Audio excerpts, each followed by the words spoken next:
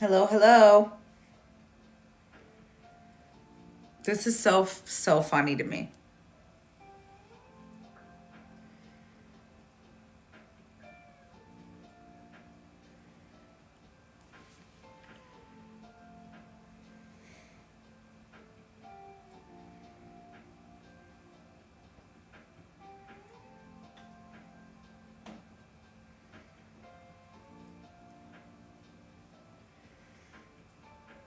Hello, hello.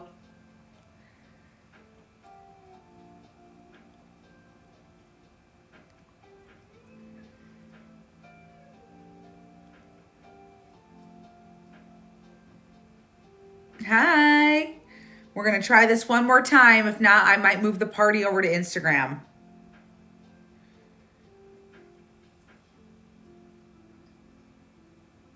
Oh, I see that you were able to join.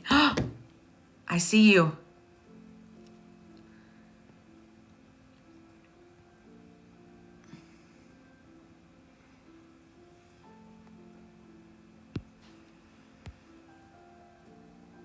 So, Kelly, it says that I see that you're here, but when I go to,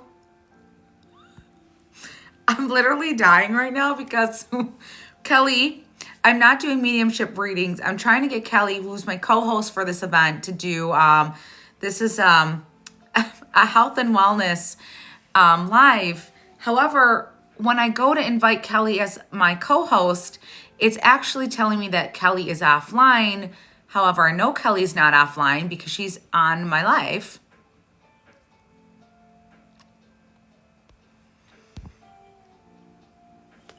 But Kelly, when I go to invite you on, they are telling me that you're offline, but you're on my live. So how are you offline? This is hilarious.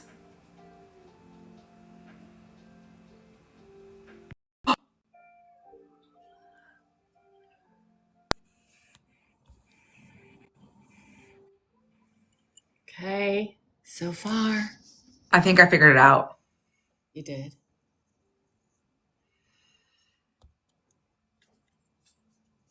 Oh my god, oh my god, oh my god. Wait, can I hear you? Can you hear me? Perfect. Can we hear Kelly? Can you guys hear Kelly?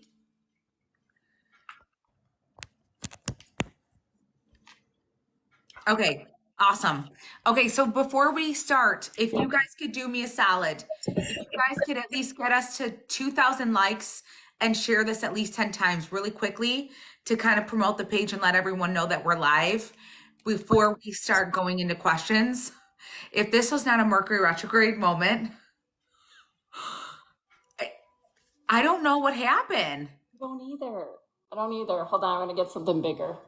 No, it's so pretty by you. Look at her backdrop.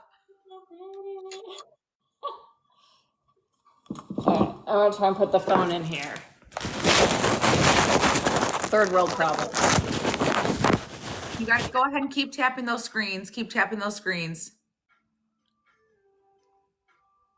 And then we'll get going.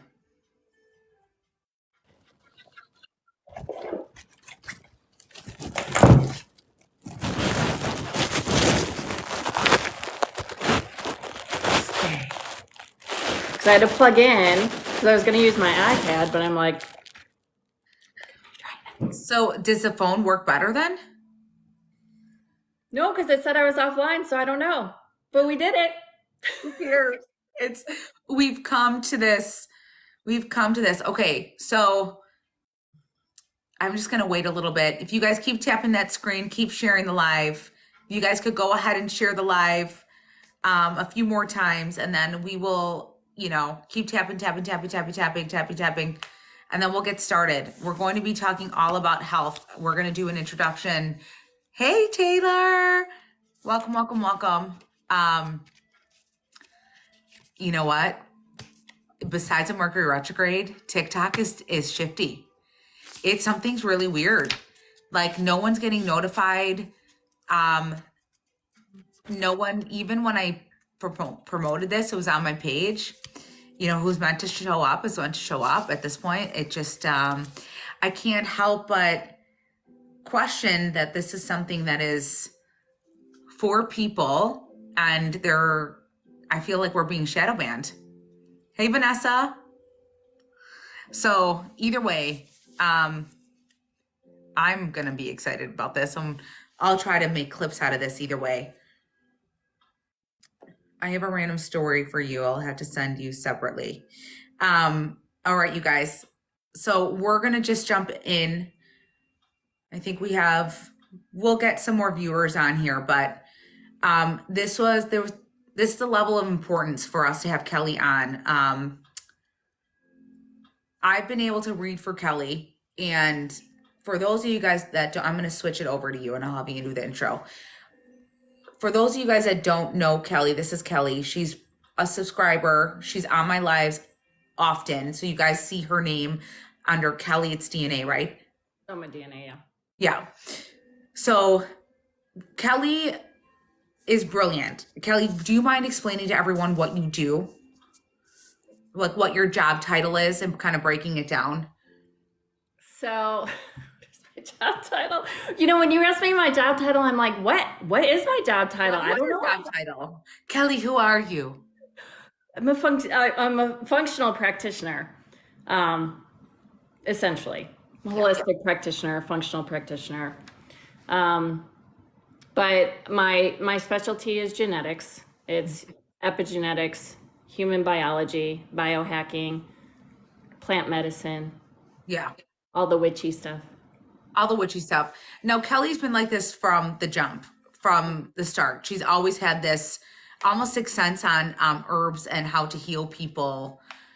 But Kelly, did you find that this was passed on to you, or is it something like truly a sixth sense? Yeah. Yeah, it was truly a sixth sense. Okay, so can you break down exactly what that means? That's what Taylor is asking. Like, what does that mean exactly when you mean like what do those words mean? What does like biohacking and okay.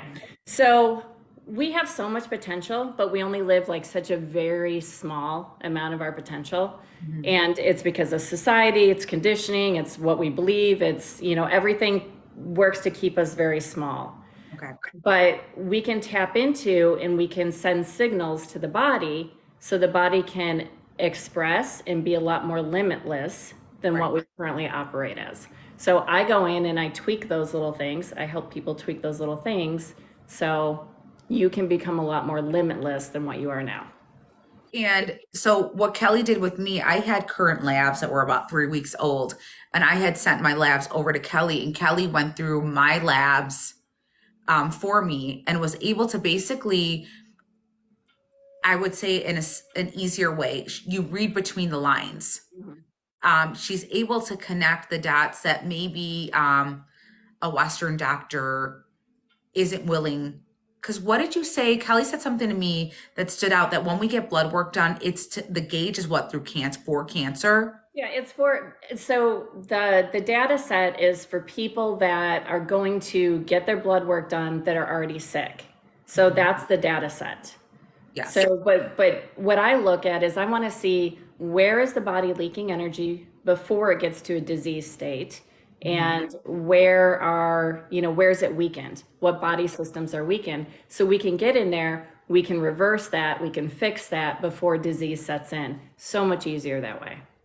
And Kelly, I would say, specializes in a lot of people that someone had mentioned, have you helped people with autoimmune? I would say, I feel like that's one of your number ones, is helping people with autoimmune. And actually, I feel like being able to diagnose, because when Kelly was going through my labs personally, she was able to kind of help me understand that there's a good chance that I most likely have rheumatoid arthritis, where I was just stamped with borderline lupus and fibromyalgia because they really didn't know what I had.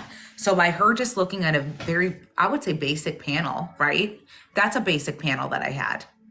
With a little bit more with the thyroid, but she was able to fully be like, yeah, do you know that you have rheumatoid? She also said something to me that I noticed I do that. I stall or I kind of hold my breath and I pause on swallowing, or I forget to swallow. And she asked me if I did it. And I was like, I don't really know. Ever since then, I do it. I do it. Isn't that crazy? So for her and now what does that mean again when I don't swallow? It was in like when I was looking at your labs, I'm like, okay, so basically when I'm looking at labs, it's like genetics, right? We can't look at one thing and go, okay, this one gene or this one lab means this. We kind of have to read them together. And so when I was reading hers together is kind of when I picked up on it. Yeah. So I mean, and that's just a basic, I feel like I'm fairly healthy for the most part. So considering if she had even more labs, I I think I probably would have other autoimmune stuff that you'd probably be able to detect.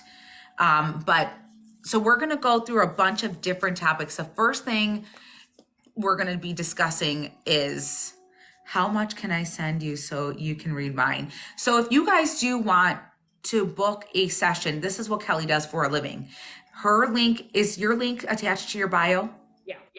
So Kelly, if you guys all just want to go and follow Kelly, her link is in her bio, and she works remote, so she'll be able to, her packages are on her website. I don't know how much she charges, but I know I've taken a look at her website. Her packages are on her website. But would you say it's functional medicine? Yeah. It's so a lot of it goes by, I want to say, now you can answer this question, like how does it work?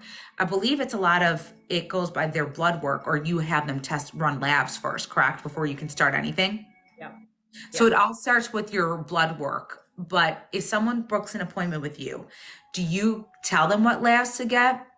Or do you? Either if they want to go through their insurance, they want to go through their doctor, I'll just give them the list. If they want to go through me, I can order labs for them. Okay. Okay. So either way. Okay. And I just happen to have my labs on me because I had gone to see my doctor. Do you accept insurance? Mm-mm. Okay. This is all cash, but it's fascinating. And I'll be honest with you guys, I'm not knocking Western medicine. I'm not a doctor. However, there is a lot of things that people do miss. And Kelly already told me a bunch of vitamins to go on, and it made sense. Like the vitamin B, the vitamin D, all that stuff made sense. So to me, it's worth it, because before we run off and take medication that is going to give us a slew of symptoms, there might be a deficiency there. Yeah. That could treat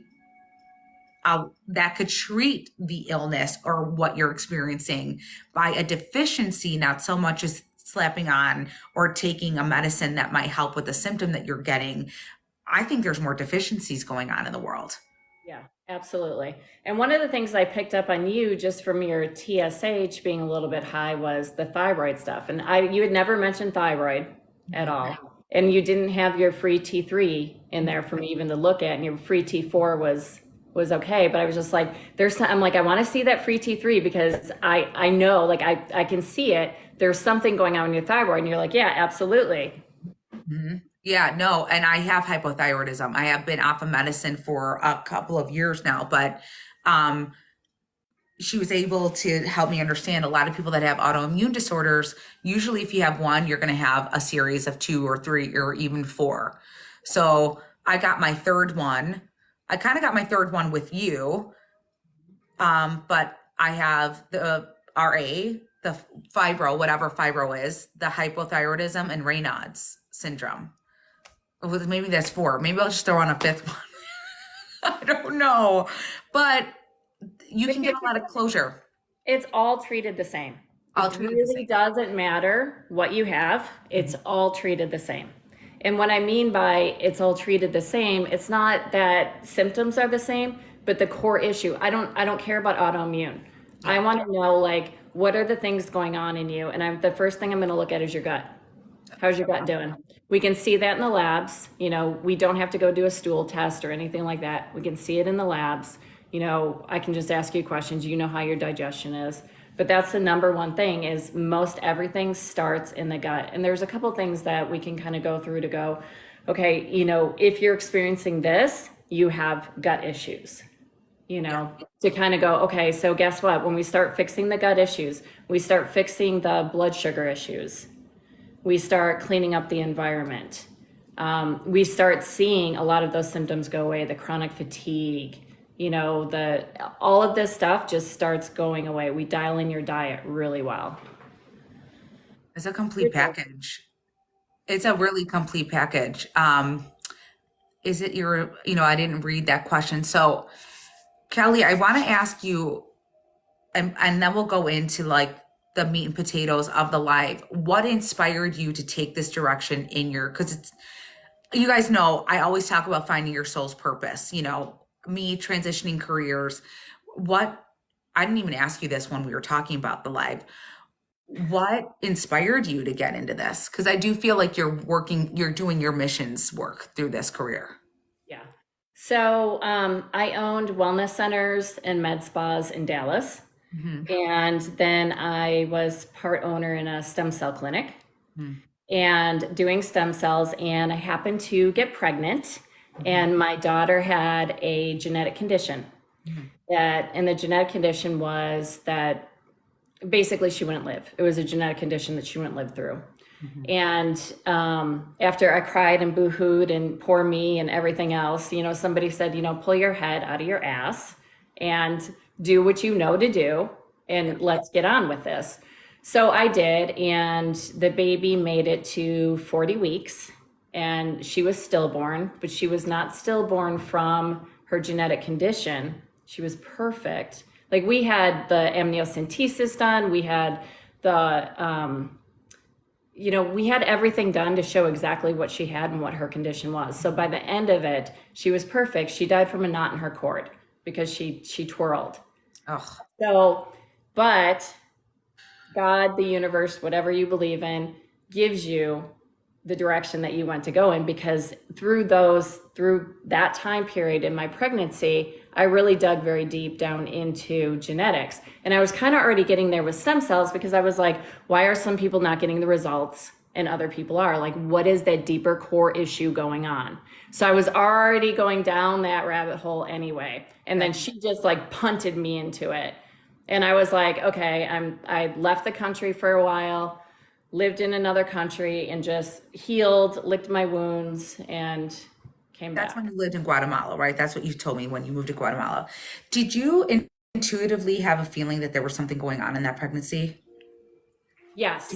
Yeah. I was going to say, I feel like intuitively you felt something was going on there.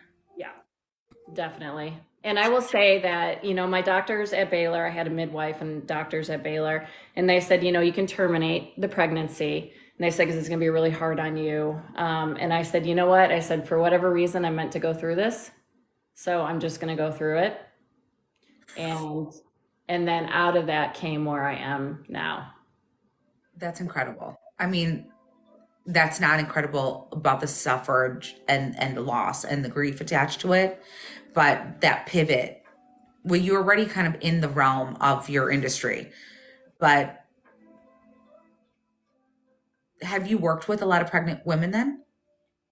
Not a whole lot of pregnant women. No. Okay. That is, I mean, it's, first of all, it's heartbreaking, but I was just reading that Vanessa said the same thing. It's amazing and heartbreaking all at the same time. Do you feel like that was your dark night of the soul?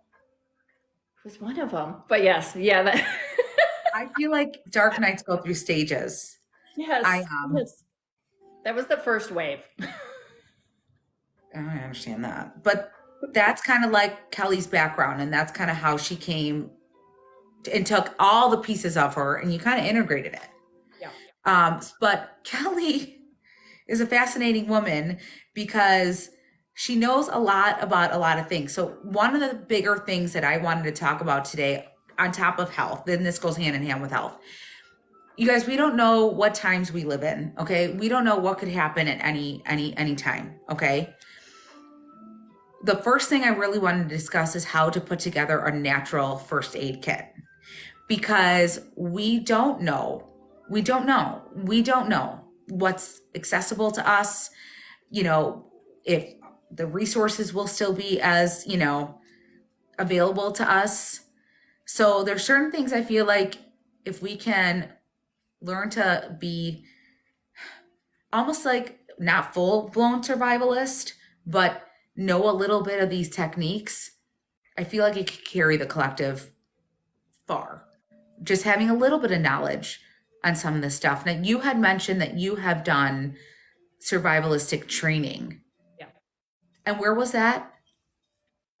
So all over, basically. We would go to different areas. Where I got into the teaching part of that, the natural healing part of that, was we were in Dallas and we were doing an escape, like if it were like a combat situation. We all had to go through and we all had to escape and we all had to meet at a central point, but they had people out there hunting us.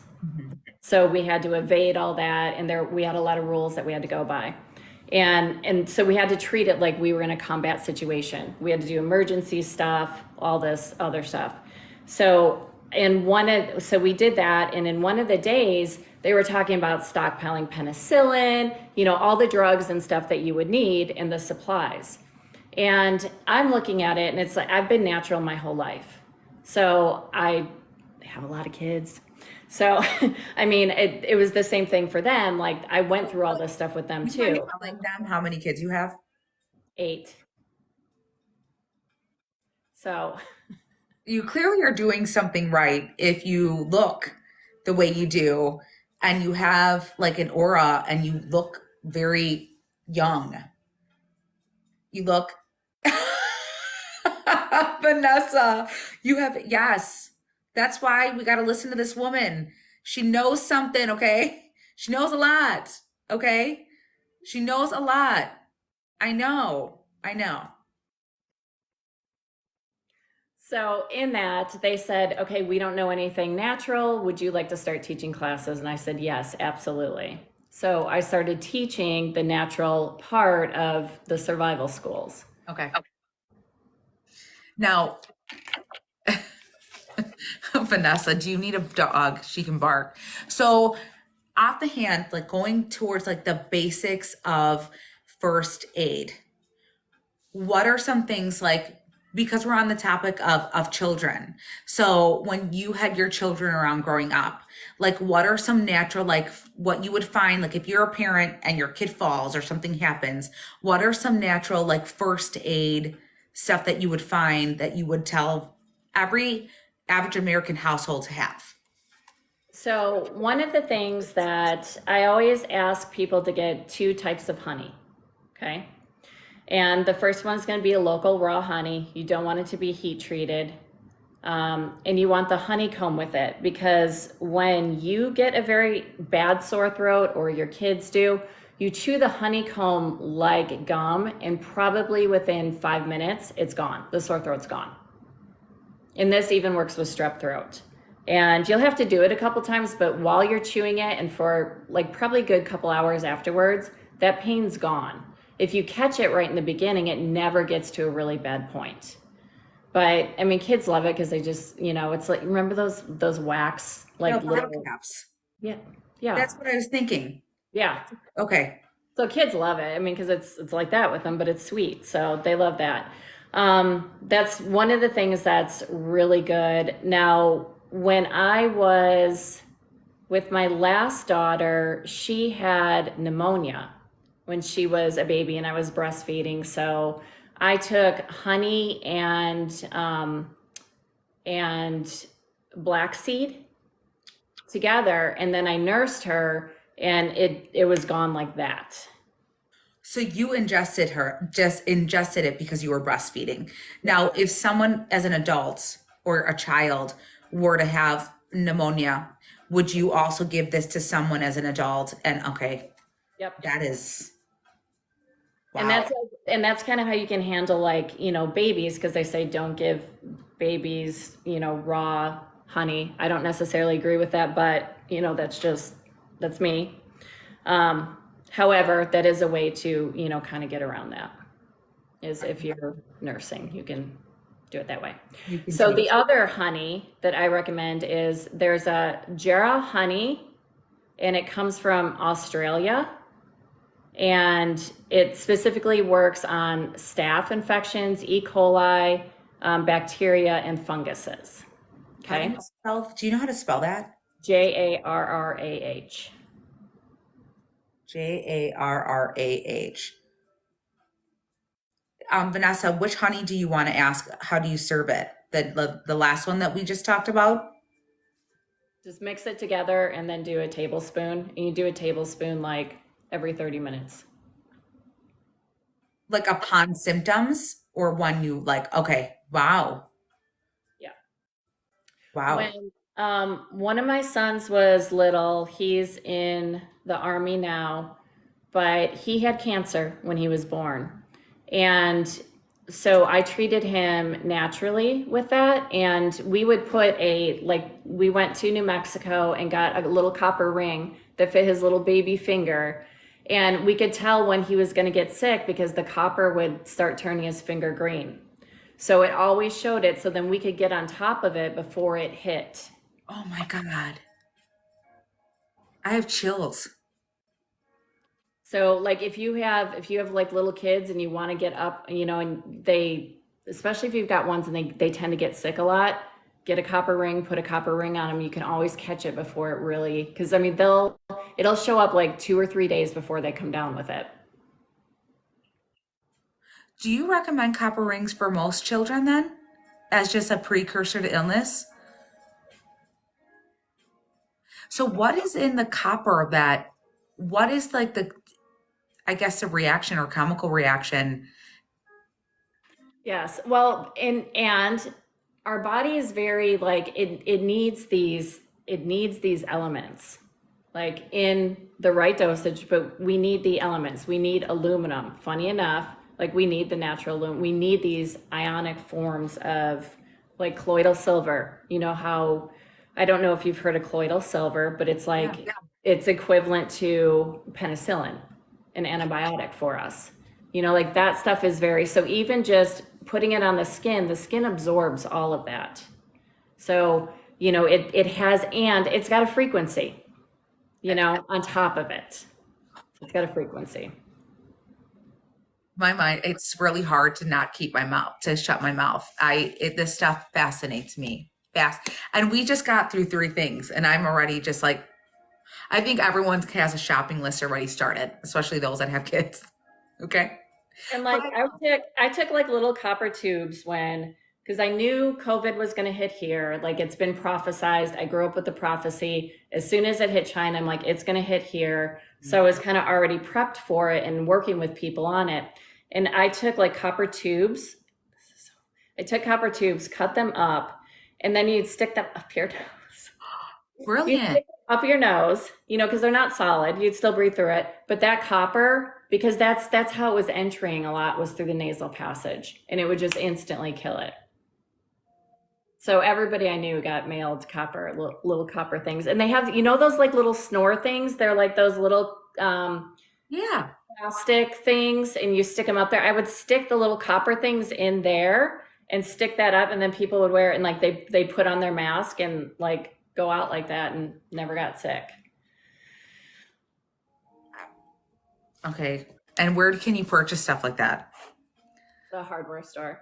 Yeah, right. Amazon for the or Hobby Lobby has the copper too. You just have to make sure it's pure copper and it's not, mixed with anything else. And Amazon has a little nose plug thing. So because we are going to get hit with another. We're going to get hit with another, yeah. And it's not going to be COVID, but we're going to get hit with another. I know it's coming. Yeah, Kelly and I have discussed. There's another round 2 of whatever round of illness. I feel like it's also connected to the water systems, and I'm still getting GI, and it will still hit that respiratory as well. This feels like a spreader. Yeah. And it's really important to know, like when something hits, like what pathways is it working? So that's where we kind of get into the genetics to go, what pathways is that working on? So in COVID, and I'll go back to the honey in a second, but in COVID, we knew it was hitting the respiratory, the ACE2 genes. And so from that, I was like, okay, what else works on the ACE2 genes? And that is nicotine. So those little Zyn pouches, I went out and I bought the little Zyn pouches, and it still works for everybody that's just getting hit. You know, we just had another round that went through that everybody got sick in. Just get those Zyn pouches, just take a little bit of it. I just suck on it a little bit. It will, if you're feeling sick, it immediately just kicks it out, immediately. And this is with the big C word it did. Yeah. This is with COVID. COVID, yep. And it's ZYN pouches, and you can get it at Walgreens. You know, every single one of my family members that smokes and anyone that got it had very mild cases of it. Yep. Yeah. Not promoting smoking, but what's the connection between nicotine and that? It works on the same pathway genetically. Oh, wow. Wow. So I always have like a tin or two, like a little of the Zyn pouches around, something else that should be in your natural medicine kit. The Zen.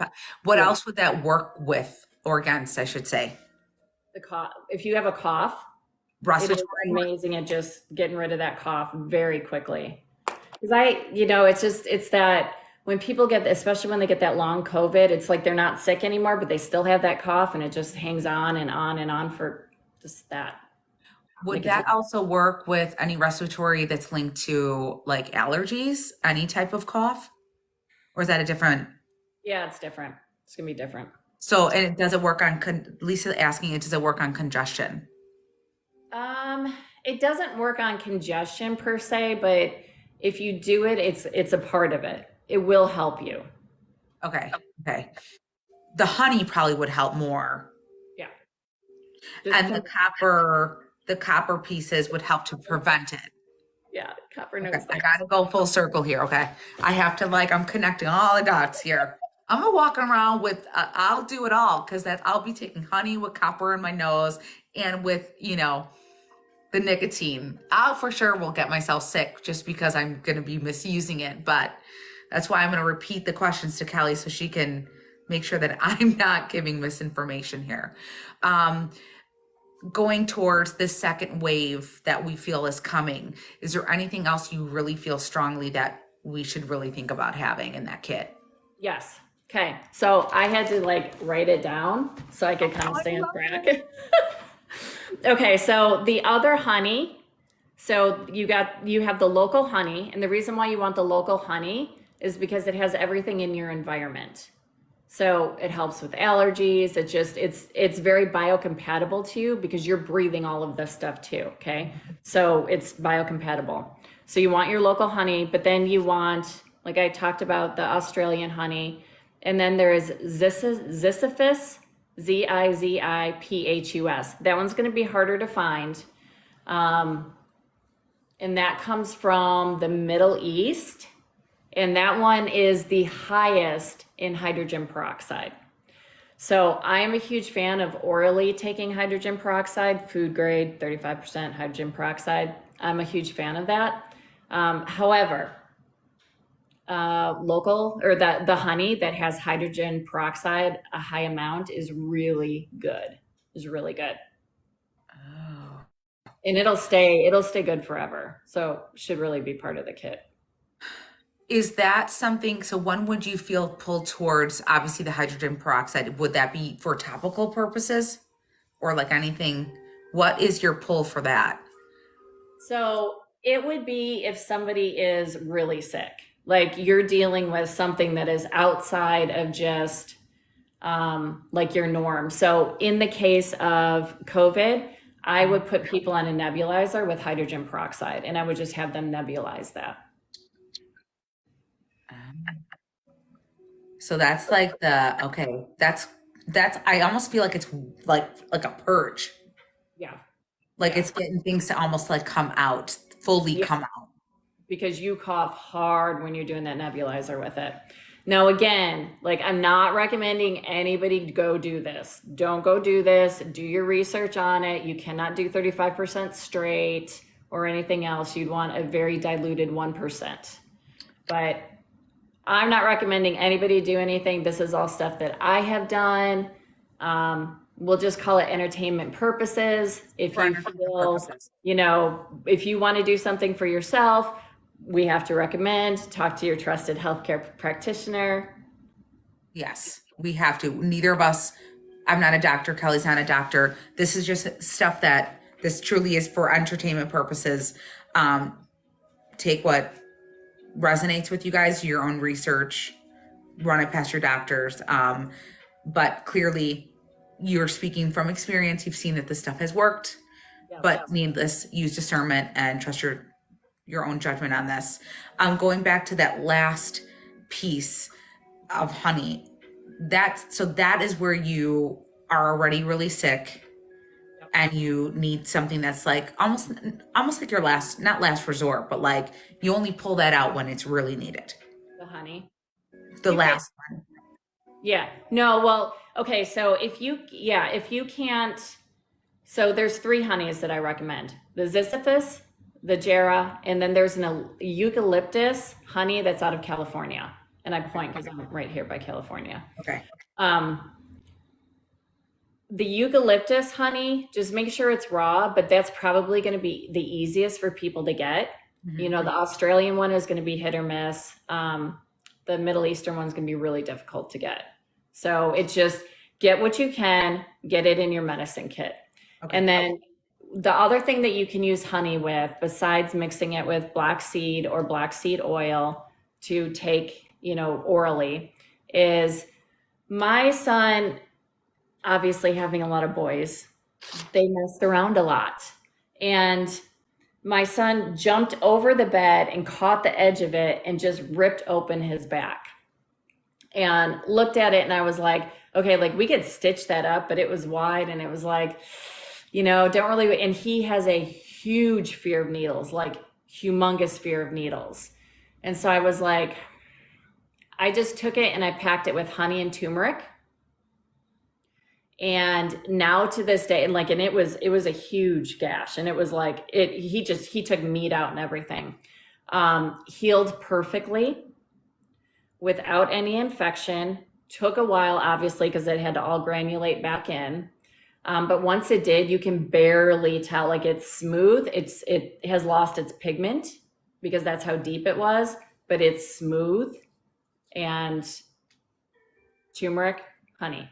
How long did you have it packed in? I want to say we packed it for a good couple weeks. Wow. That was a long time. That was like 30 years ago. Okay. Wow. How old is he now? Oh, I guess it wasn't 30. It was like 25. He was about 5 years old when he That's did it. Incredible. And that was just 2 simple honey and turmeric. Yeah. Was it raw or powder turmeric? Oh, it was powder. Powder turmeric. Yeah. So turmeric is a must. Yeah. That's incredible. Okay, so let's talk about fevers really quick. Okay. So husbands love me at this point because this works on babies, it works on children, it works on us, but it works on men. Okay. So you're going to take a couple cloves of garlic, and those are just the little individual little cloves. And you're going to take it and smash it. Okay. So 2 cloves, smash them, leave them out on the counter for about 15 minutes for the allicin to really become activated in it. Then you're going to take it, and I always take toilet paper and do a 2-ply because it's the easiest that it's around.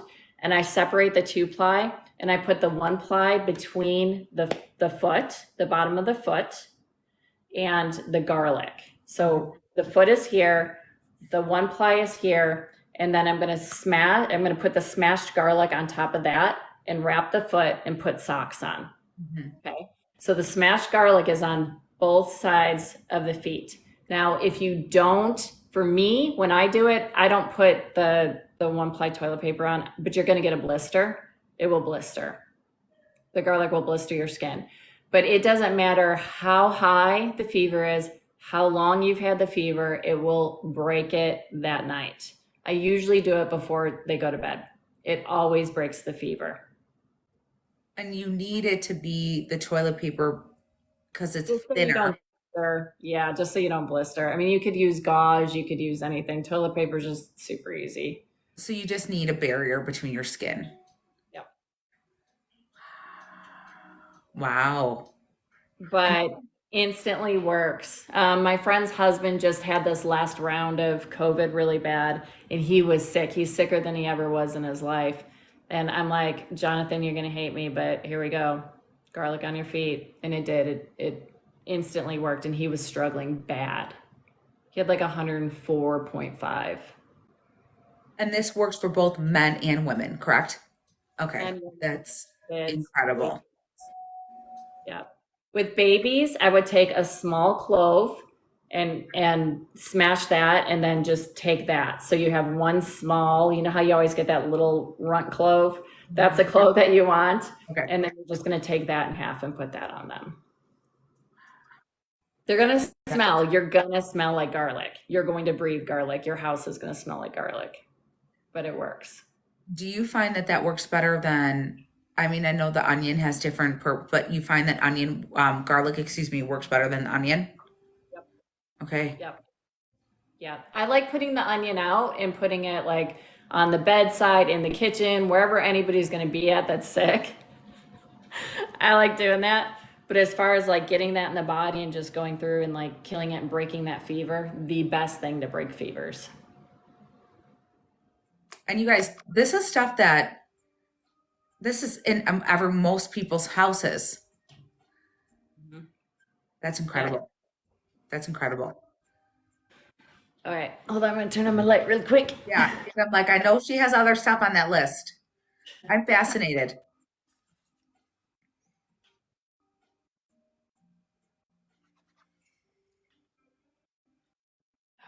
Look at your backdrop. I mean, that's not even a backdrop. You guys, that's not even fake. That's real. That's her. That's what she looks at. Okay. All right. So we talked about the Zin tobacco pouches. Okay. We talked about black seed and honey and turmeric powder. Okay. Oil of oregano. I think everybody pretty much knows oil of oregano at this point. Yes. Super amazing. 4 drops a couple times a day. If you're sick, you can take a little bit more. You can take it 3 times a day. It's one of the best things for dysbiosis. So gut issues, really, really, really good.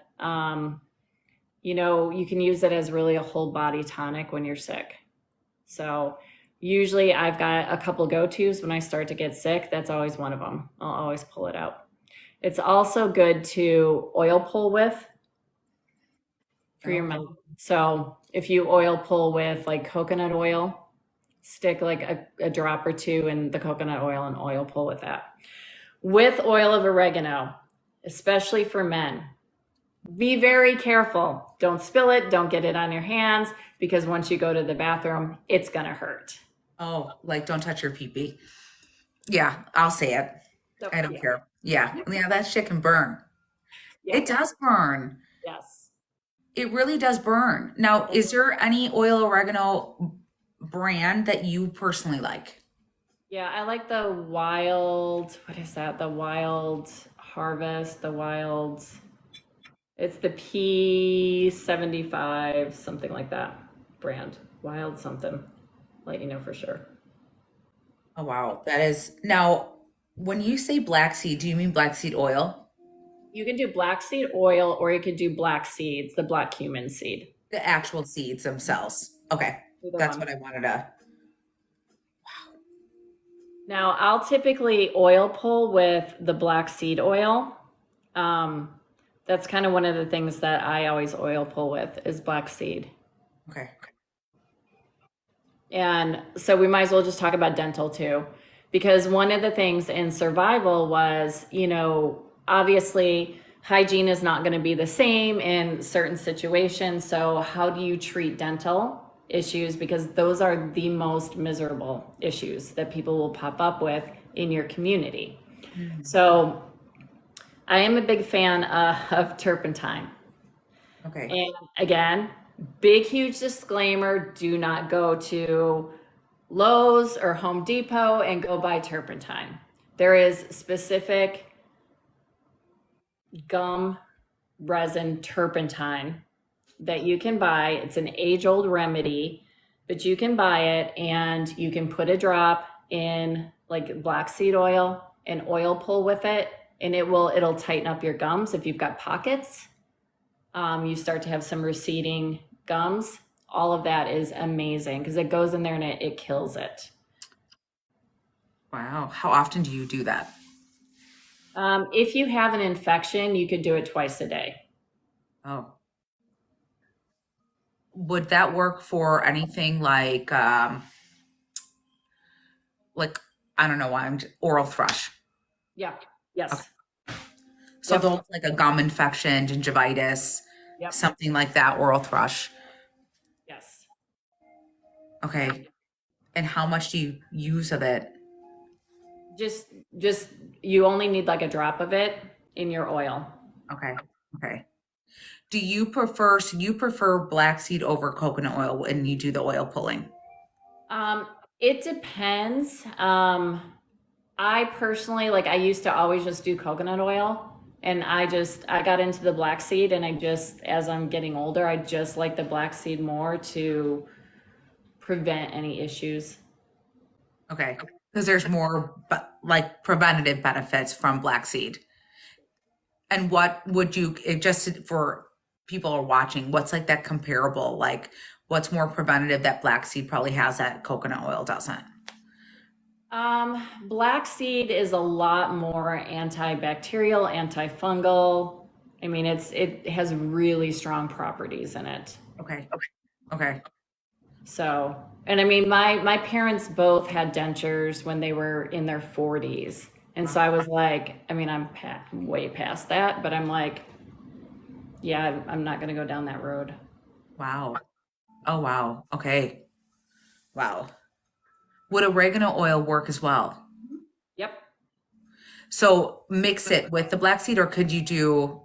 You with oil of oregano, because it's so potent, I would actually just mix that with coconut oil. Okay. Okay.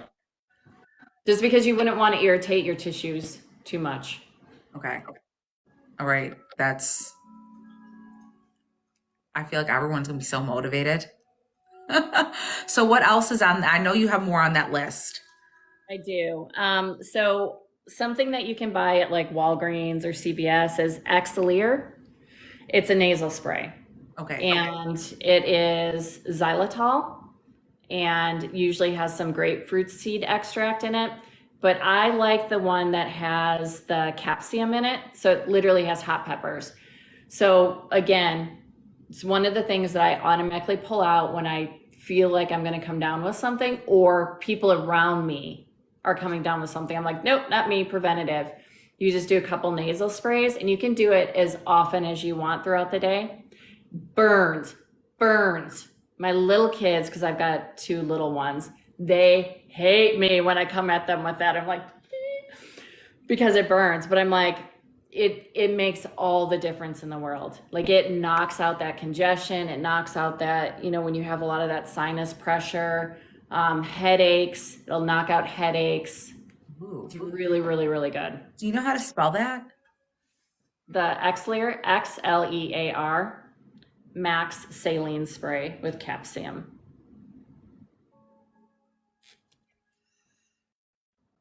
Okay, that is awesome. Especially with the headache part. Oh, So it just clears all of this. Works so good. So good. And does it work on most headaches? Yes. I know that you guys, they wanted, where did Kelly learn all this amazing information? Kelly, we did the intro earlier, but Kelly's been on a journey. I lived in the Amazon for a while and studied plant medicine in the Amazon rainforest and also in the Belizean jungles. So I'm nature first always. Kelly's literally, you're a woman of the land. You are truly a woman of the land. But this is also very intuitive for you too, on top of it. Yeah. So it's, I feel like I think this is truly connected to every single one of your past lives. So I feel like you have just a natural knowing of what this stuff is. Yes. Because you were healing people at a very young age. Yeah. Because Kelly had told me, like, even in high school, people would look to her for natural remedies. So this is something that is a God-given talent. Yeah. This is truly your purpose in life. Yeah. Regardless of which, what is good for the immune system. So I would ask questions first to go, what's wrong with the immune system? Why is there an issue? Is it because you just got sick? Is it because you chronically have a weaker immune system? And then I'm going to go to gut issues first.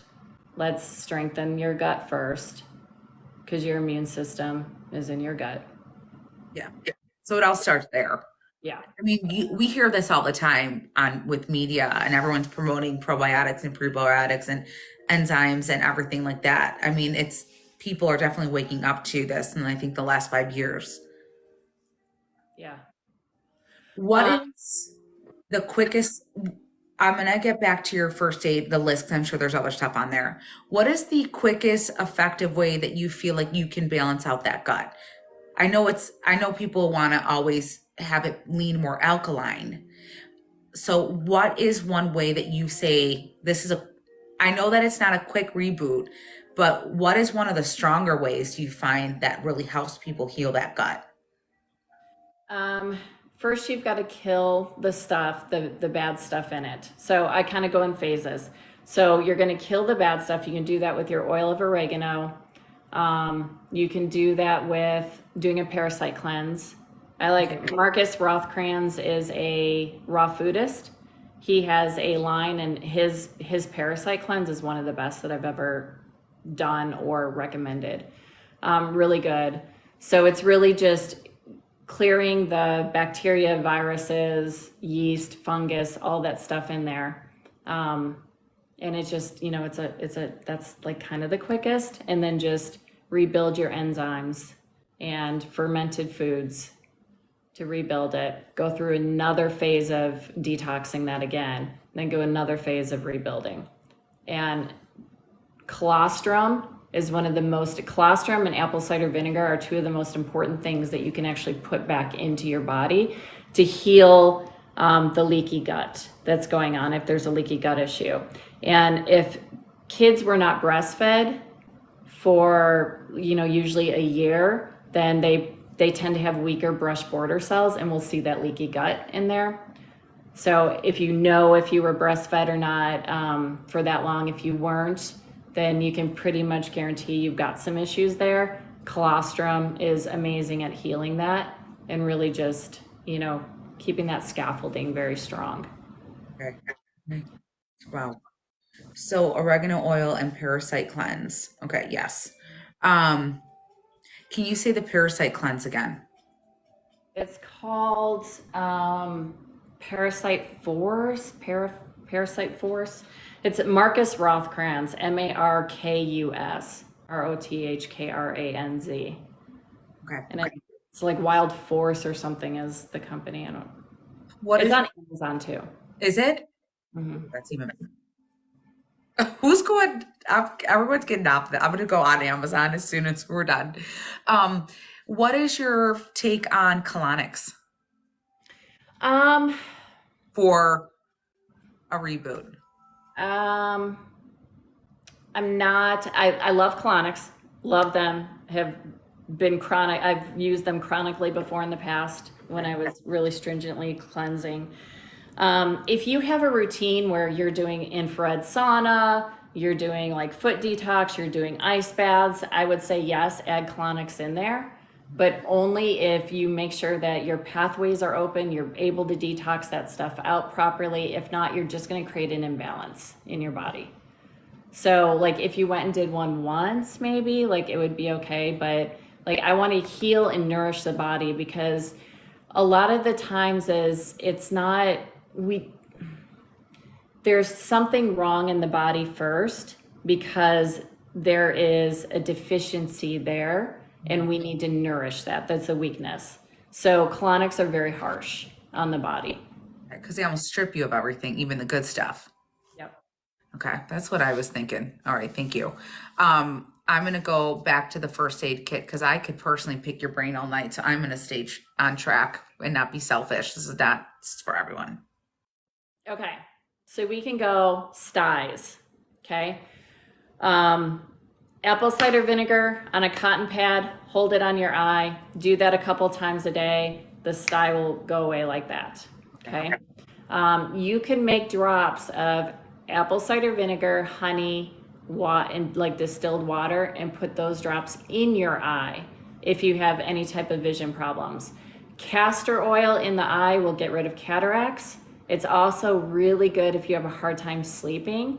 Take a drop and put a drop of castor oil in each of your eyes, and you'll fall asleep like that. It's one of the best sleep remedies ever. I'm doing that as soon as we're done with this live.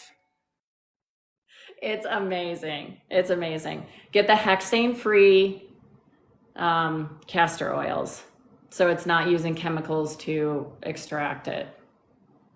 And like when you're looking at the ingredients, it should just say castor oil and nothing else in it, correct? And it should, yes, and it should say hexane-free on the Okay. bottle somewhere.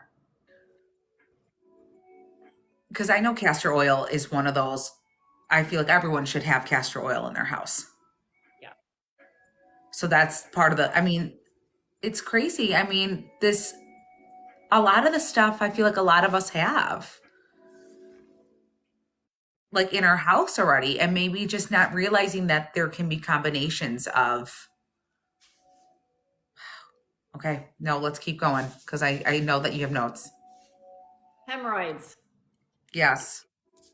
Doesn't matter if you're like stage 4 and they're so big that the doctor's like, you need surgery right now because like this is horrible. If you take milk and magnesia, Phillips milk and magnesia, put it on a cotton round, pack it up there. Every time you go to the bathroom, change it out.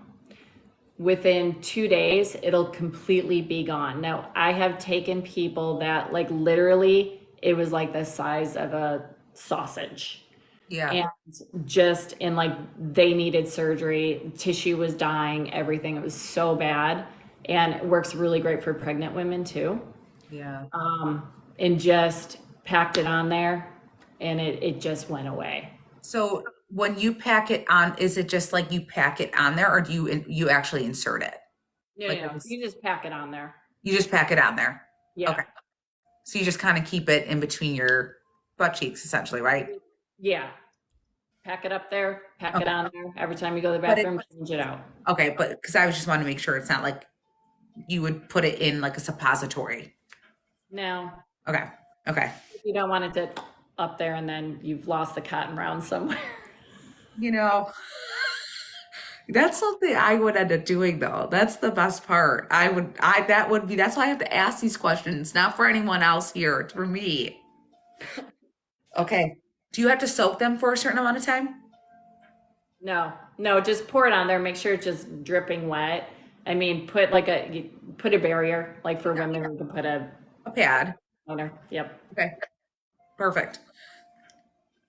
Works amazing though. Doesn't matter the age, doesn't just works. And this is for external and internal hemorrhoids?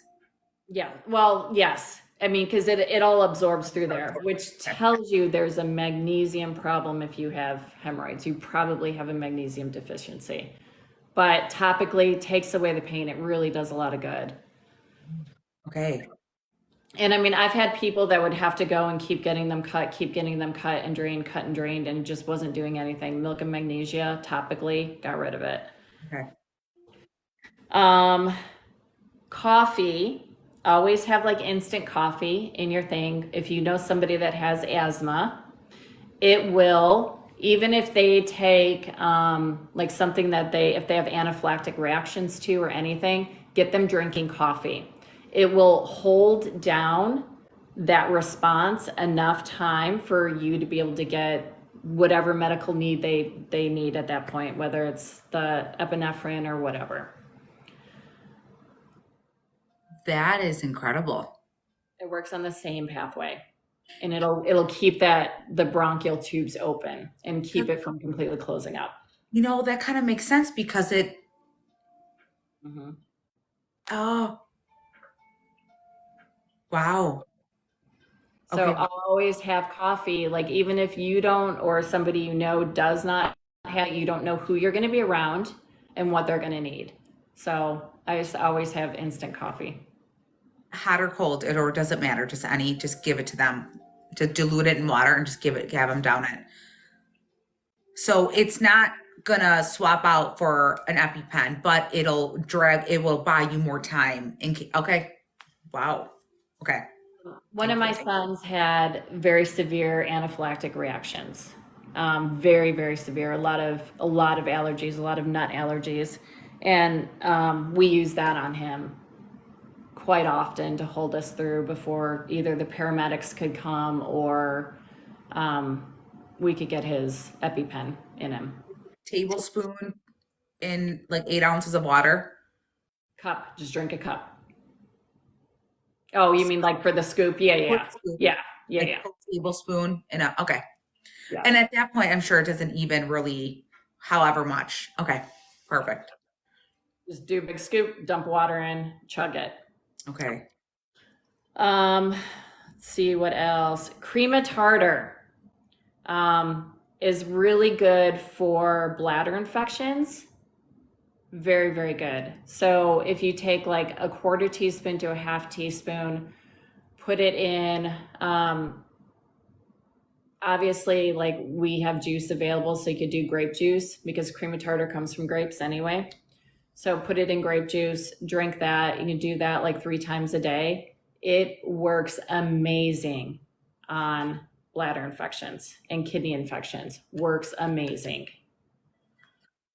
Could you drink it, just dilute it in water as well? Or, Yep. okay. Yep. Okay. But the grape juice takes it up a notch. It does. Okay. It does. Borax suppositories for vaginal problems. I'm also a fan of taking borax internally because it helps balance hormones too, especially in females. Get out of here. Now, not boric acid. Boric acid will kill you. Borax, like the 100 mule laundry Yeah. detergent. Yes. An eighth of a teaspoon in a quart of water, sipping that throughout the day does an amazing job of balancing hormones.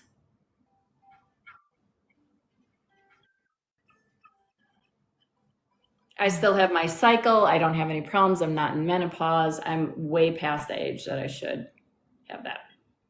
I mean, do you do that? Do you take it every day? I don't take it every day. I take it a couple times a week.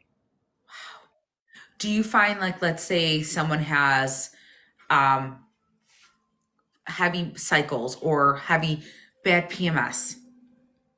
Do you say, like, okay, let's say I have like really bad PMS, which I do. Would you recommend I take it like that week before my period when that PMS is coming on strong Yeah. and do it every day? Yeah. Yeah. So 1/8 of a teaspoon Mm-hmm. borax detergent Yes. diluted in water. Wow. Do your research on it so you come with a lot of knowledge on why it works, why you're using what you're using, all of that. I mean, the science behind it is amazing. What is that made out of? Like, what is that? Boron. So I mean, you could, and I haven't tested it, but you could do like homeopathic boron. And what is boron? It's an element. Okay. Okay. Wow. Yeah. Now, So, and that's across the board, whether it's menopause, PMS, heavy cycles. What about for fertility and hormones? yeah. I mean, once you can get everything balanced there, yes. Okay. Lots of babies come. Now for men, watermelon rind is literally like a natural Viagra. Literally like a natural Viagra. So Wow. men, we didn't forget the men. Works really good for men. Just gnawing on some watermelon rind. Y'all hear that? I love that. It works really, really good. Okay. Really good. Really good. Okay, so if your vitamin D on a lab scale is between 80 and 100, most of the times you're not even going to get sick anyway. So make sure in your little medicine cabinet, you've got your vitamin D3, your K2, and magnesium, because all three of those kind of really need to go together. Okay. So K2 is not enough alone just to take with D3. Always take a magnesium with it. And At the same time. So D, K, and magnesium in order for absorbency. for the best absorbent. Yep. Okay. D, K, and magnesium. Okay. And I like magnesium glycinate or magnesium threonate. Okay. Both of those two have the ability to cross the blood-brain barrier, and they're very bioavailable to the body, and they do the most inside the body. Okay.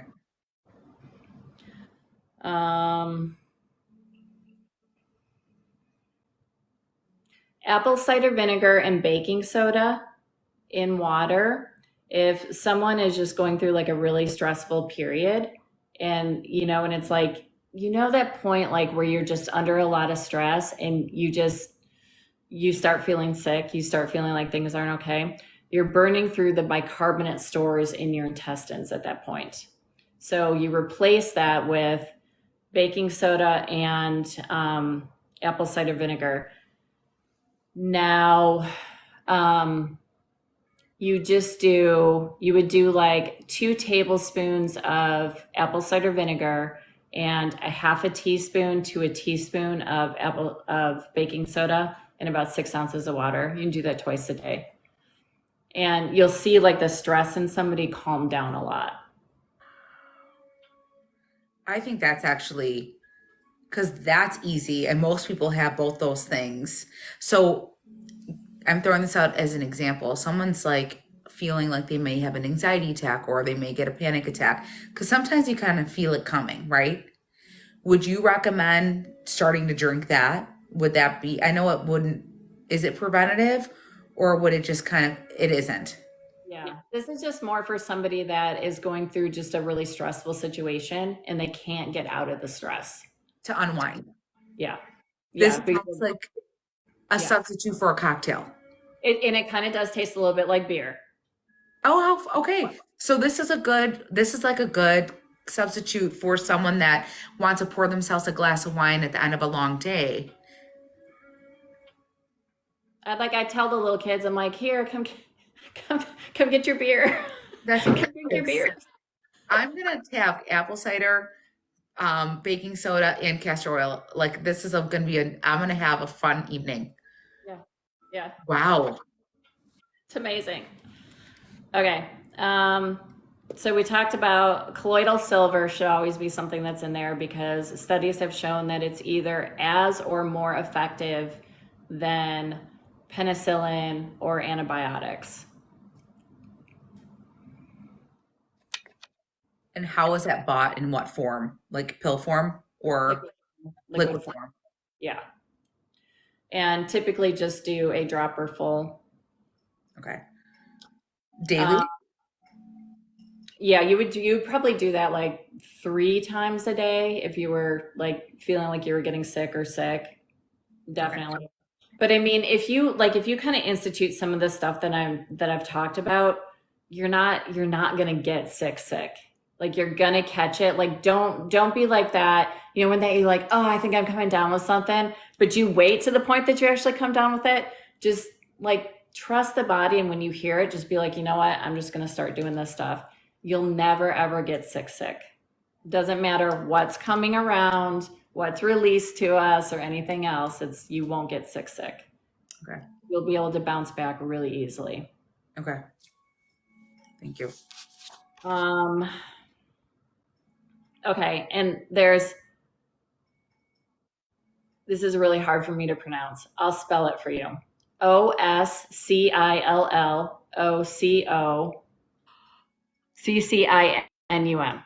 It's homeopathic. Ascoscolin or Yeah, castor. Yeah. yeah. Okay. Kids, babies, adults. That's another thing. That's like another one of my go-tos. And that you can find at the drugstore, right? Yep. Um, okay, wow. I've taken that with elderberry every time I feel like I may get the flu or I have it and it kicks it right out. Yeah. So here's something interesting about elderberry, just because like the genetics part of it. So interestingly enough, if you have an MTHFR mutation, if you've got like if somebody's told you, you've got this, then elderberry is not really good for you. And I know, so I think I think it's up to like 68% of the population has MTHFR mutations. And like people just slug on that elderberry syrup. And I'm always like, ooh.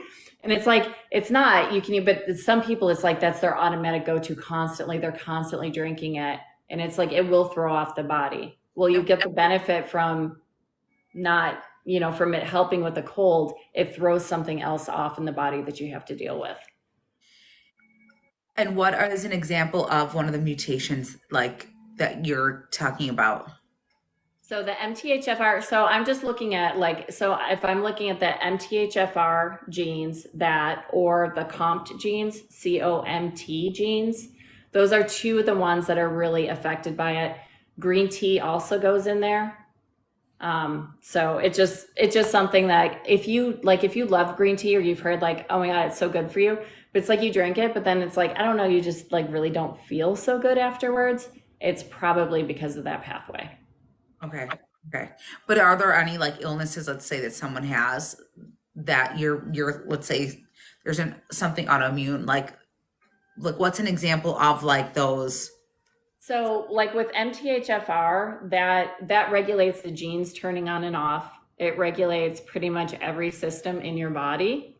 So it's like gut issues, anxiety, depression, brain fog. A lot of that is related to food allergies as MTHFR. Okay. So pay attention to how you feel after. Yeah. If you're going to take elderberry. Yeah. Yeah. And then just don't and if you know that you have that gene mutation, then just don't have that be like your main go-to when you're sick. Okay. Okay. Wow. Can you really quickly backpedal and what are the other purposes of the big O word that I can't pronounce, ascoscolin? So that's another one of those things when you just feel it coming on, take it, help strengthen the immune system. There you go. There's an immune system strengthener. Okay. Gallbladder attacks, apple cider vinegar, 2 tablespoons and 6 ounces of apple juice if you don't have like a lot of blood sugar issues. And then you can do that every 15 minutes, and eating lettuce, just iceberg lettuce, will knock that gallbladder attack out pretty quickly.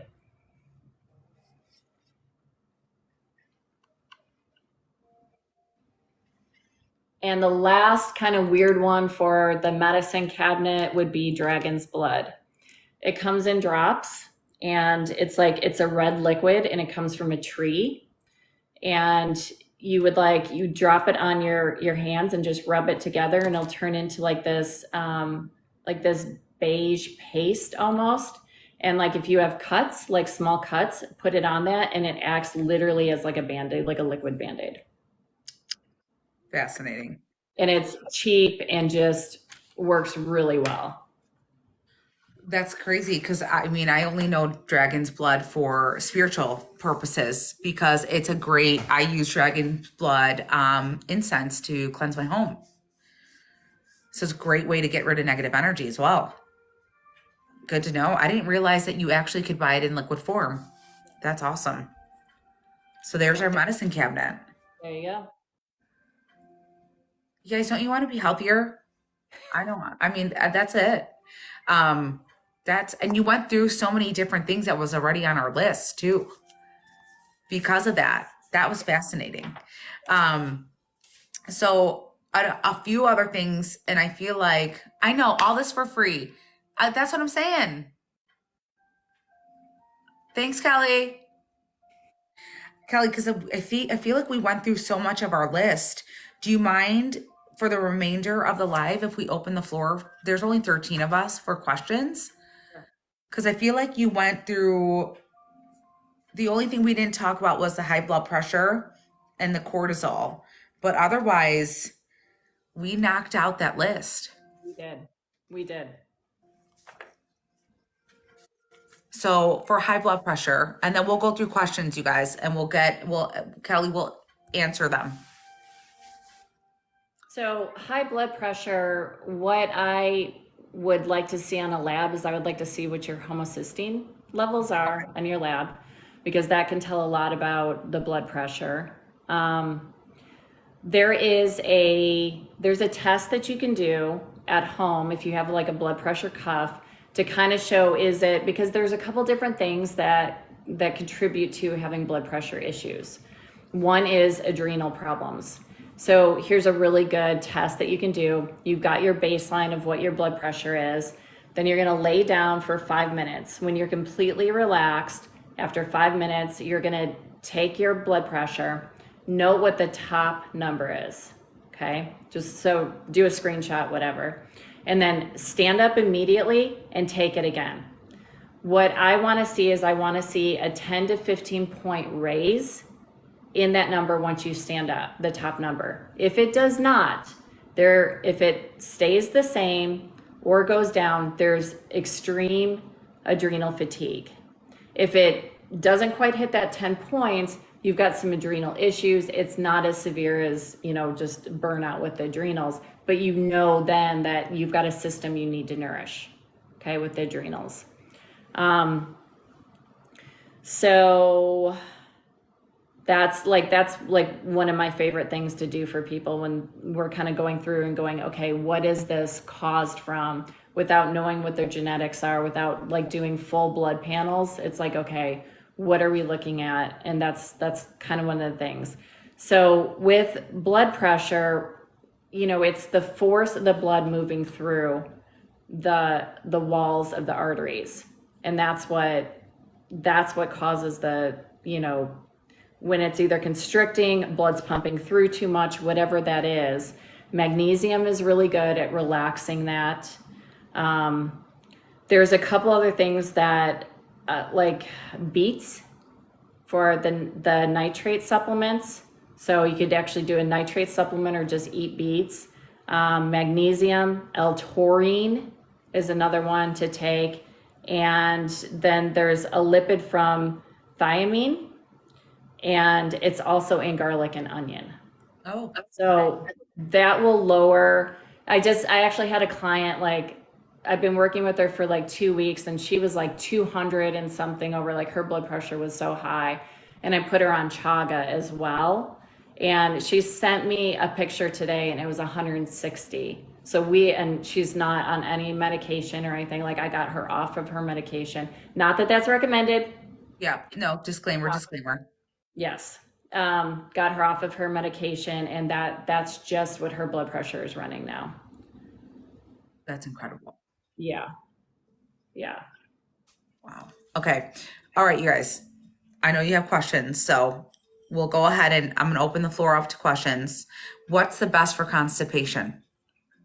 For constipation,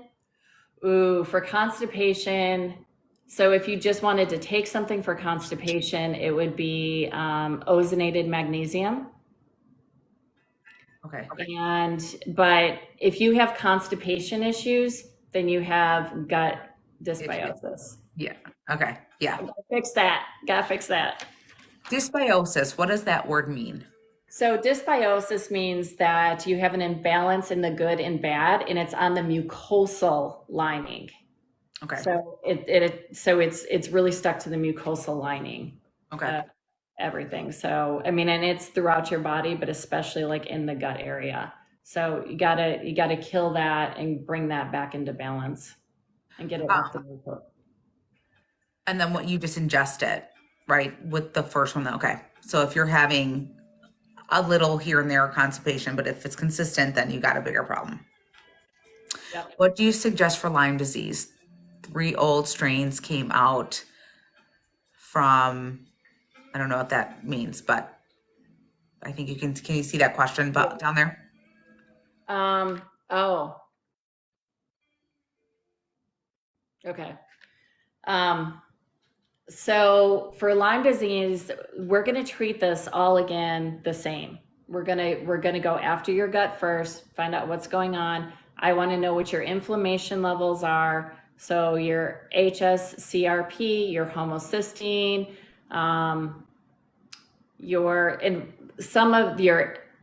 the MPO. Like, I want to see a couple of these to see where your inflammation levels are. I want to see what a CBC looks like for you. And then from there, get the inflammation down, and then kind of start working on rebuilding your body. But it's like, I know it's like Lyme's in, have you guys ever heard of Morgellons? I have not. Okay, so Lyme's and Morgellons really went hand in hand, and they found a connection. So I was dealing with Morgellons. Morgellons was like these fibers that people would have, and they would like burrow in their skin, and they'd be these fibers. Not too unlike what some people are seeing in, so very similar. I think that that's probably like an evolved form. And I remember I was working with, in one of my wellness centers, I was working with a doctor.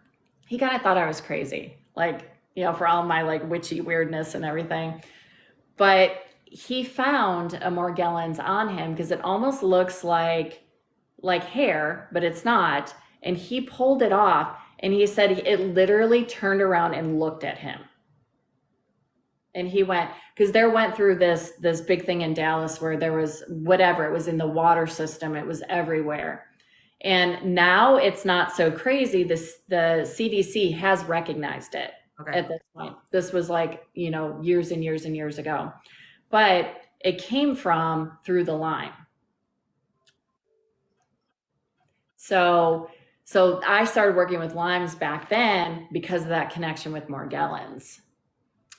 Don't you think there's always a trend in diagnoses? Like, I feel like it was Lyme, then it went to fibro. Yep. Now I feel like there's a uptick in, then it was like Hashimoto. Yeah. Then I feel like everyone either has RA or lupus. Yep. Okay. Yeah, and just remember, it's like here's the symptoms. We've got the symptoms, but the core, it's like, why are these symptoms allowed to even be here? Because the symptoms are then going to go and attack the weakest parts of the body, which is why it has a different diagnosis. But the core issue of how we fix it is always going to be the same. We've got to fix the weaknesses in the foundation of the body first. Yeah. No, oh yeah. Otherwise, you're throwing a whole lot of money, and the functional doctors love to do that. They give you very high priced treatments for stuff that don't really help. They don't get rid of it because they're not fixing that core, the core of the foundation. They're treating symptoms. Absolutely. And maybe creating more. Mm-hmm. Just saying. Again, not a medical disclaimer. I have 2 questions that popped out. My A1C came back 0.1, 0.2 high. How can I get that to a normal level? So with an A1C, that is a measurement of the blood glucose over a 3-month period. So when I'm looking at somebody, I want to know, like, okay, so what's your carb intake currently? And I would definitely do more protein. And I've got, like, right now I've got a continuous glucose monitor on. And I do that because every once in a while I just want to track my body. How, like, am I staying resilient? Because no matter what I eat, I don't ever want to see it over 120, ever. So I just monitor myself that way. Stress will raise your blood sugar as well.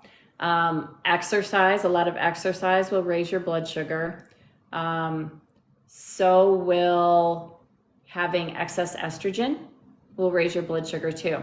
So it's like, so the first thing I'm going to go to, because it's the easiest, is the diet. And I'm going to go, okay, add in more protein, really reduce or get out of your diet any refined carbs, and just stick to whole foods as much as possible. And your protein, I would do 30 grams in the morning without carbs.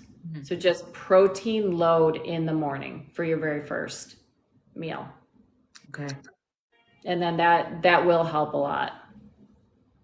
I mean, that makes perfect. Okay, I'm gonna go. If child has penicillin allergy, would would the silver be good? Would it affect it the same way? Yes. No. Yeah, No? it would, no, it's not going to affect it the same way. You could do colloidal silver Okay. without penicillin. Okay. What would you recommend for mold toxicity, especially in children?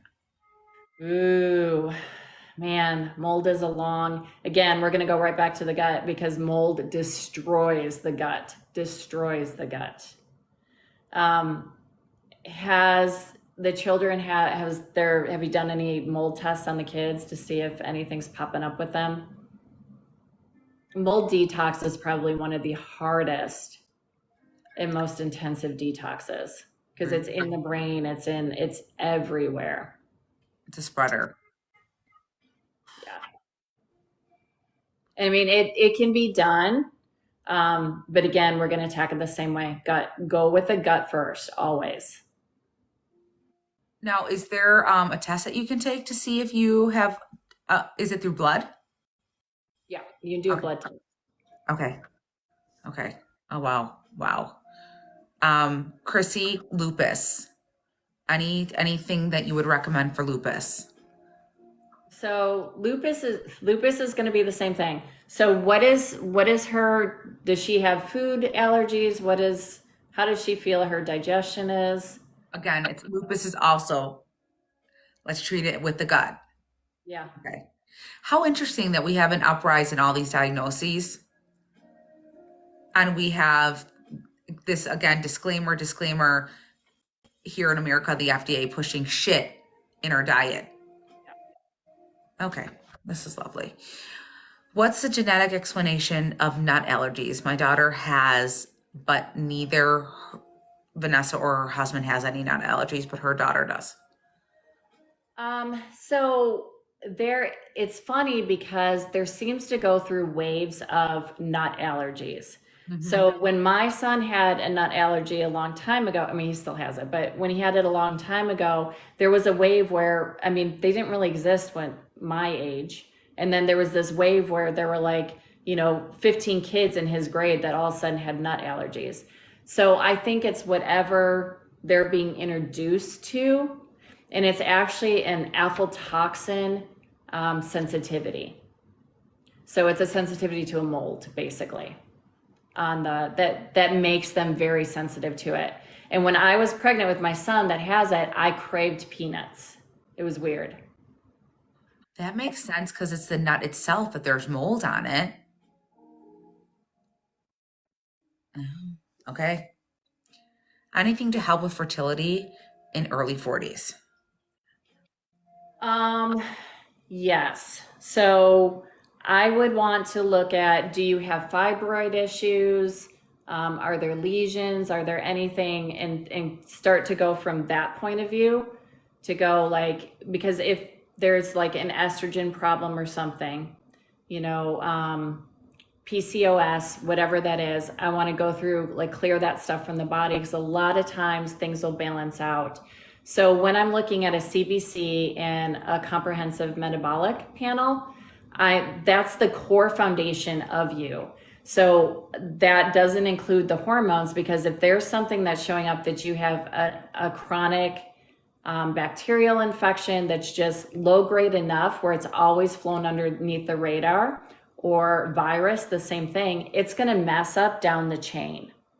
So I want to see, like, what is the core of you, like what's going on there first, and see if there's anything to be corrected in any of that. Now, Mary Lou had like one of the greatest, like she had like the best, like white blood cells that I've seen in anybody. Yeah. Everybody's like, oh, really screwed up with that. But yeah, you had the best. You had the best I've ever seen. Of white blood cells? Uh-huh. Because Dang. that's where that's where we can see the bacterial and the acute viral that's just flown under the radar. And then people are just, they're depleted. They're just depleted. Their energy is just shot. Because it's like when there's fertility issues too, it's like your body doesn't, it's like going, I can't output this energy to like make a baby. Like your body has a lot of wisdom. So it's like we listen to that wisdom and go, okay, like how do we nourish? How do we bring that stuff back so the body can go back into balance? Wow. So looking at someone's white blood cell count could also be an indicator on fertility as well. Mhm. Yep. Oh, wow, that's fascinating. Um, Thoughts on activated charcoal? Is it good? Yes. Love activated charcoal. Stick that in because just for even just acute poisoning or, whatever, I think it's good. Stomach, diarrhea, food poisoning. I'm like queen of getting food poisoning. Activated charcoal. Yeah, that makes sense. Because don't they give that to you like when you're overdosed, right? Isn't that what they give you? Okay. Low iron. So low iron, I'm going to go again and go, okay, so when it says low iron, is it just your total iron? Because the first thing I want to look at is I want to look at your ferritin. Okay. Because your ferritin is the one that transports it. Like it's the transport. So it's what's rolling around. I want to see your ferritin because if your ferritin is high, it should be above 50 if you are a female. For guys, it would be 50 to 250. I think it's 50 to 150 for females. But again, like and it depends on what it's from, what type of anemia, if it's an anemia, what type of anemia. It could just be a matter of supplementing. It could be a matter of you've got some SIBO. So you've got an overgrowth of bad bacteria. That's because your bad bacteria, same with like fibroids and stuff, those they eat the iron. So you can't store it because it's iron loving. So there's a bacteria that's very iron loving, and that's why we go to SIBO. And we can actually see that if you have SIBO without even doing a SIBO test, we can see that in the white blood cells. So with that, it's because if you have like these bacteria in there that are going and eating all the iron, you're going to be depleted. So supplementing with iron is not going to help with that. So it's just knowing like what's the cause, like, and kind of digging through that in your labs.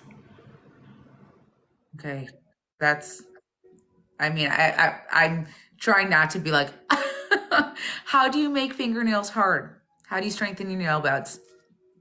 So it could be an iron issue. Okay. Again, go back to looking at ferritin. And it could just be something as simple as like collagen and protein. You need more collagen and protein. Okay. Awesome. Someone had asked earlier what your thoughts on ayahuasca was, and I want to say both the males, Freddie and I think Chris, asked those questions, if I'm not mistaken. So a huge fan of ayahuasca. And I think, they say when there's no more teachers here on earth, you go to the jungle and you go to the plants. And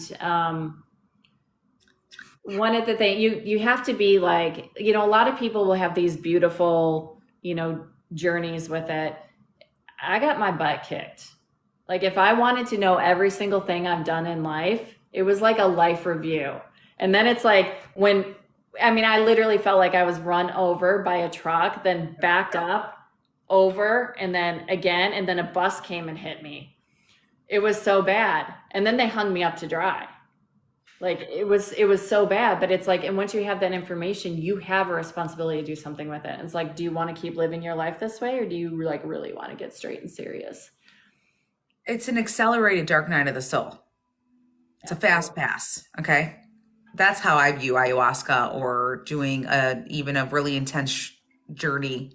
It's a fast pass to just like ripping it wide open. And you have to be willing, like taking it is not a big deal. It's integrating all that back into your life with the new information and really just letting go of those old patterns and living this life based on the information you got. Yeah, you can't. Yeah. Yeah. If you get like that, rainbows and puppy dog tails, it's because you're not there yet to really get that hard stuff that you need in life. Either way, I mean, it's like it's good, like it's cool, but You have to be ready for it. You you're have to right. be ready for the truth. Okay. Absolutely. I don't know if the boys are still on here. What about black vertical lines on fingernails? So if we're looking at black, so anytime we see black pop up in the body, it's not good. Okay. So if you see like spots, you see lines, you see that's a lot of like stagnant blood. So I would go, okay, like how if he gets his blood drawn, like just normal, I don't know. Guys sometimes are weird about going to get like the preventative stuff or whatever. But if the blood's like darker, it's like that you've got some stagnation there, and got to go back and we're gonna go figure out what's not being nourished in the body. Why is this showing up? Okay. That's interesting. So why would it show up in the nail bed? See, the nails are cool Yes. because the nails will always show everything first. So like even if you like feel your nails and it's got like little ridges and everything, like that's kind of the arthritis and stuff starting in your body, right? So you probably won't ever even see that for 20 years, but your nails are showing it, right? So we have like these signs, our tongue, our nails, that our eyes, they show a lot, our eyebrows too, our hair, it shows a lot of what's going on in the body. And that's why when I'm looking at stuff, I want to get it now. I want to get it now instead of 20 years down the road when we have a lot to reverse. But again, always blown away here. Um, I think I can answer this. What can you do for sinus headaches, preventing and treating that spray that you told us about? The one that I wrote down, X Clear or X that will break through the sinuses and the headache. What can you do for sinus headaches, preventing, treating? And I would say oregano oil for prevention, right? And the honey. Honey. And honey is allergies. Honey is really good for allergies, really, really good for allergies. And allergies actually are stemming from, there's like little anaphylactic reactions happening in the liver. So generally doing a series of liver cleansing will help allergies a lot, especially environmental allergies. Okay. That's very interesting. I've been doing a lot of liver stuff lately. Hmm. Headaches so bad, like migraines.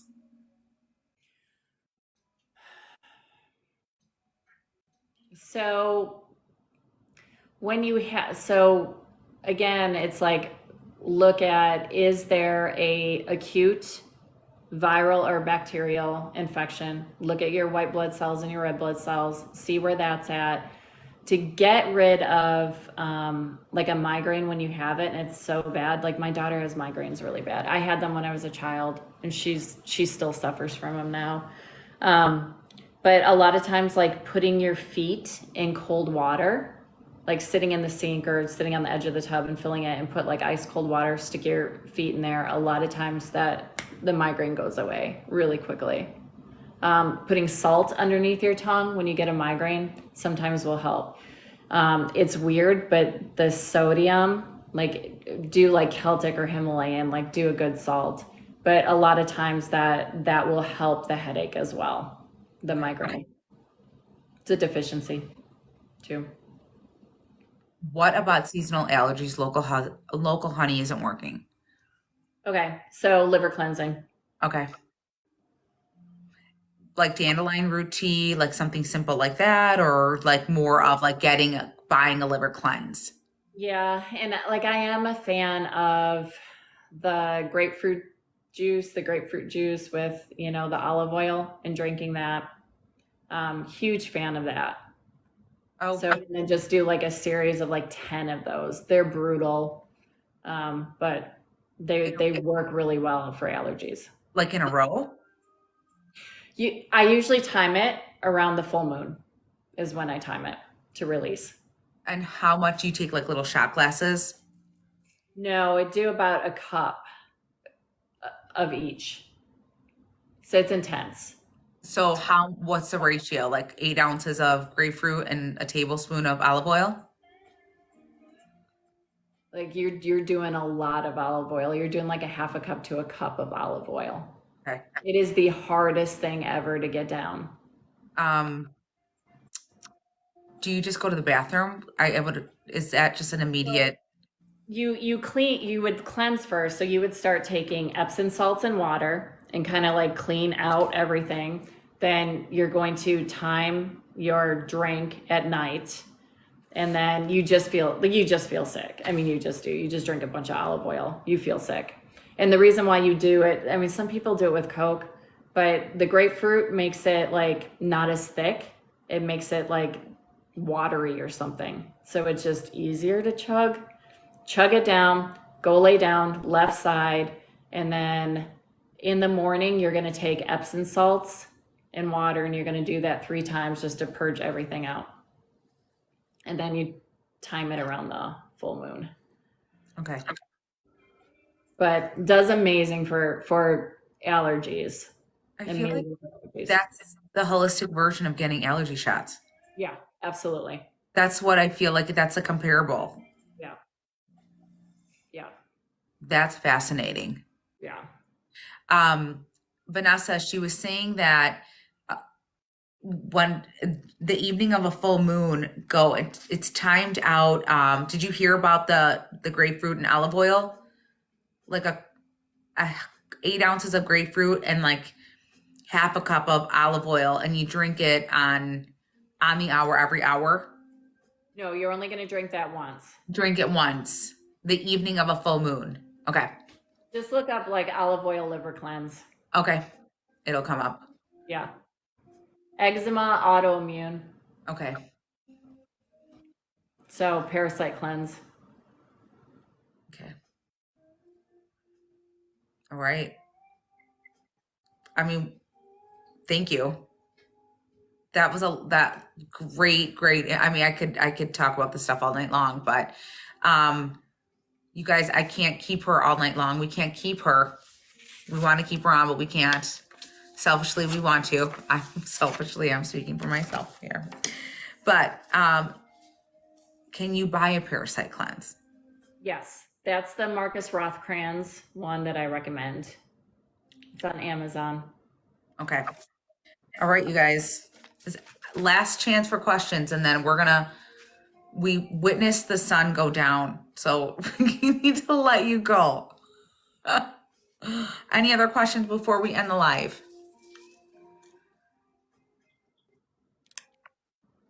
I think we're good. Okay, so we're gonna go through it.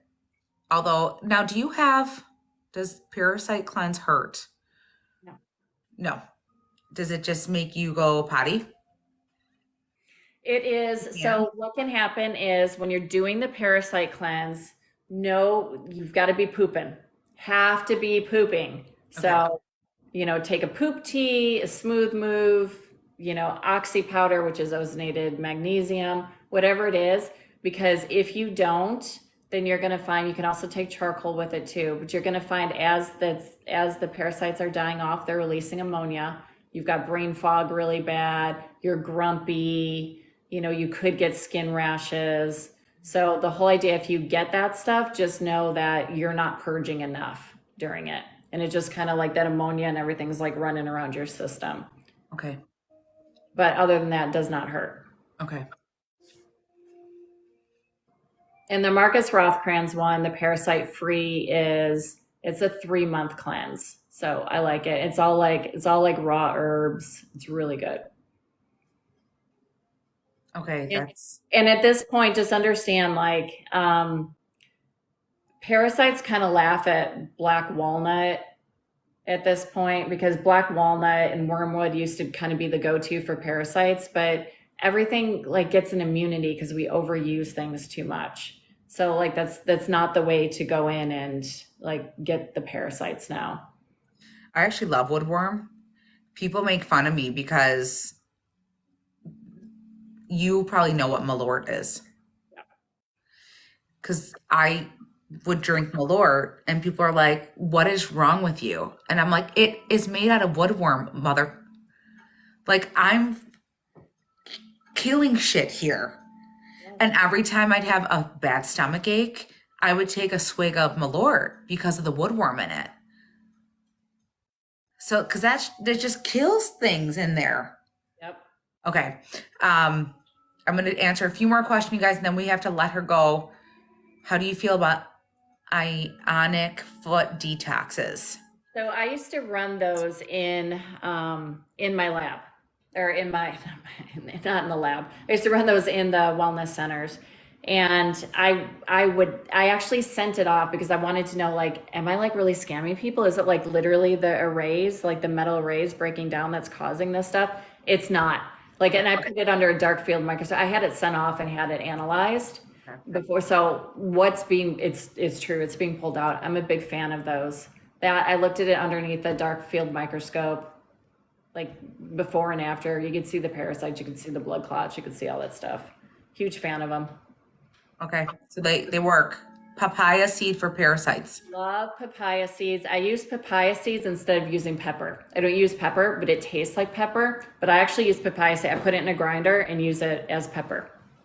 So really good. Can children do the foot baths?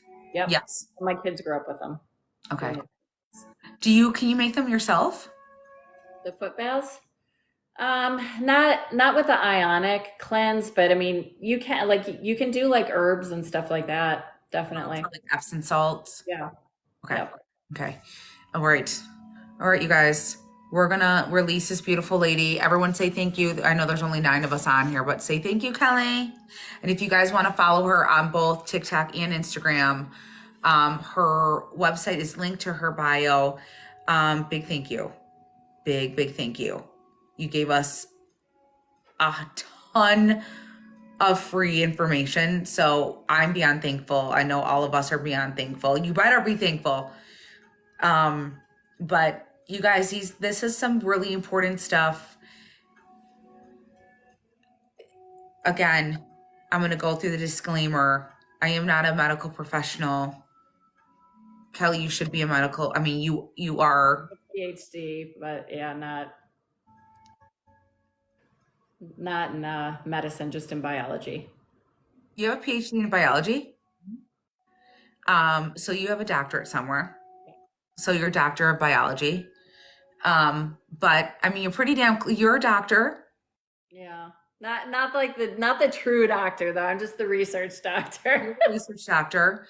But either way, you guys, this is my disclaimer for Kelly and I. I am not a doctor. Kelly's damn near a doctor. However, this is for entertainment purposes.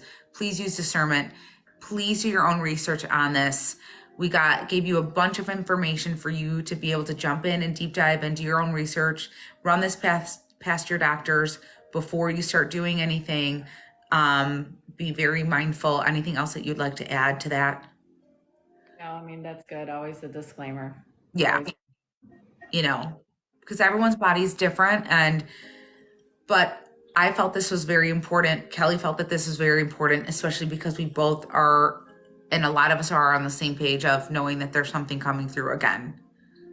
So just in case, you can't make it out to the store one day, know that a lot of the stuff that Kelly has informed us on is already in our home, So again, disclaimer. This video was for entertainment purposes. Wink. But be smart, okay? There's a reason why I'm sure TikTok has shadow banned this video. I'm actually going to see if I can download this and share it on Instagram. Would you mind? No. So I'm going to try to repost this video and I'll probably get shadow banned and I'll probably lose a bunch of followers, but I don't really care. It's not about the followers. So, cause this is very informative. But either way, and it's Kelly, what's your screen name again on TikTok? Kelly, I know it's So my DNA or at Kelly Colby, like the Kelly Colby, I think. so you guys go ahead and I have this live pinned to my page that she's tagged in, so you can even find it on there. So if you guys want to follow me and Kelly on Instagram as well, I'm going to try to actually download this and post. I can't post the whole video. TikTok does not let you repost lives. However, I might be able to post this on Instagram and Facebook. So jump onto Instagram and follow. It's under the same, I'm under the same. You can look both of Kelly and I up on the same name will come up. Thank you. And I'm putting together a school. So for everybody that's a subscriber for you, I'll let them in the school for free. We're going to go through blood labs. We're going to go through all that stuff. So they're a subscriber to you. They can come in mine. Girl, I will pay money to be a subscriber in yours. Okay. This is some serious stuff. This is serious. This is serious. There is a sense of urgency.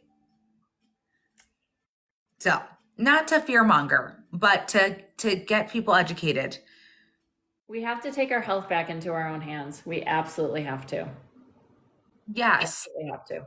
absolutely. Absolutely. Okay. So we love you, Kelly. Thank you. Really, truly, truly thank you. I'm going to end the live. I'll most likely will go live tomorrow and do my traditional spread with the spirit-led questions. But you guys now know, Kelly's page. And I don't know, Kelly, do you do a lot of videos? Okay. No, Okay. they'll all be in the membership group though, inside the school membership For your group. school. Perfect. All right. Thank you guys. Have a wonderful night. Kelly, thank you. I'm going to go see what I can do with this video now. Bye. Bye. Everybody.